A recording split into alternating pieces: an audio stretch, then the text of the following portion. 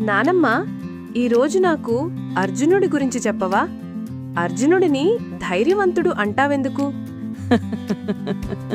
అవును రిత్విక్ బాబూ, అర్జునుడు గొప్ప ధైర్యవంతుడు మరియు విలువిద్యలో ఆరితేరినవాడు. నీకోసం ఒక కథ చెప్తాను, విను. గురు ద్రోణాచార్యుడు తన శిష్యులకు విలువిద్య నేర్పుతున్నాడు. ఒక చెట్టుపై ఉన్న మట్టిపక్షి కన్నును కొట్టాలని పరీక్ష పెట్టాడు. ద్రోణాచార్యుడు అందరినీ చెట్టువైపుకి చూపించి, మీకు ఏమి కనిపిస్తోంది అని అడిగాడు. అందరూ చెట్టు, ఆకాశం, పక్షిని చూశాము అని చెప్పారు. ద్రోణాచార్యుడు చివరిగా అర్జునునిని ఏమి కనిపిస్తోంది అని అడిగాడు.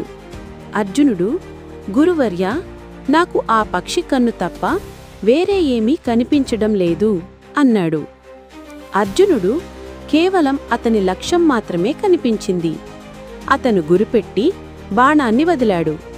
ఫట్టని పక్షి కన్నును కొట్టాడు. వావ్! అందుకేనా నానమ్మ అర్జునుడు అంత గొప్పవాడు? అవును రిత్విక్, లక్ష్యంపై దృష్టి పెట్టడం మొదటి ధైర్యం. రెండోది ఆపదలో ఉన్నవారికి సహాయం చేయడం. అర్జునుడు విరాటరాజు కొలువులో ఉండగా గోవులను కాపాడాడు. కౌరవులు విరాటరాజు గోవులను దొంగిలించటానికి వచ్చారు. అప్పుడు అర్జునుడు బృహన్నల వేషంలో ఉండి కూడా ధైర్యంగా యుద్ధానికి సిద్ధమయ్యాడు. కౌరవ సైన్యం పెద్దది, కాని అర్జునుడు ఏమాత్రం భయపడలేదు.